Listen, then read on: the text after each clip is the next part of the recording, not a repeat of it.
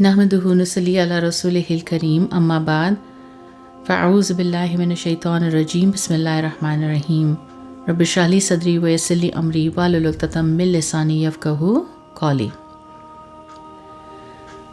نبی کریم صلی اللہ علیہ وسلم نے ارشاد فرمایا کہ انسان سوچے سمجھے بغیر جب کوئی کلمہ زبان سے کہہ دیتا ہے تو وہ کلمہ اس شخص کو جہنم کے اندر اتنی گہرائی تک گرا دیتا ہے جتنا مشرق اور مغرب کے درمیان فاصلہ۔ یعنی اس حدیث میں اس بات کی طرف توجہ دلائی گئی ہے کہ آدمی زبان کے گناہوں سے بچنے کا اہتمام کرے۔ زبان کے 10 بڑے گناہ ایسے ہیں جن سے ہمیں اپنے آپ کو جہنم کی آگ سے، جہنم کے عذاب سے اپنے آپ کو بچانا ہے۔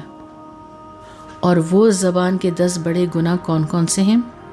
تو سب سے پہلے ہے بیہودہ فحش باتیں،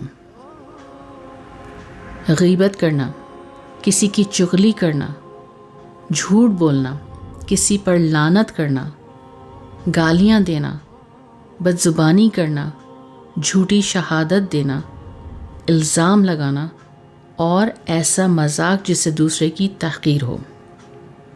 تو یہ وہ بڑے بڑے گناہ ہیں جن سے زبان کو بچانا ضروری ہے۔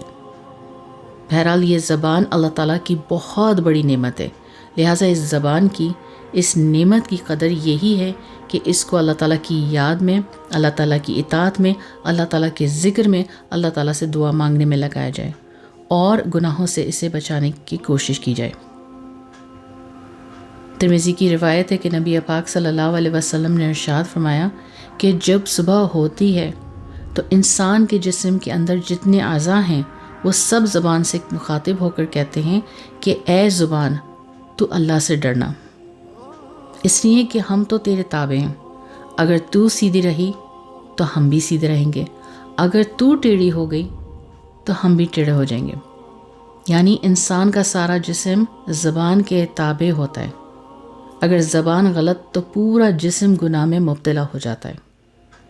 اللہ پاک ہم سب کو اس زبان کی حفاظت کرنے اور اس کے صحیح استعمال کرنے کی توفیق عطا فرمائے، آمین یا رب العالمین۔ وآخر دعوانا ان الحمد للہ رب العالمین۔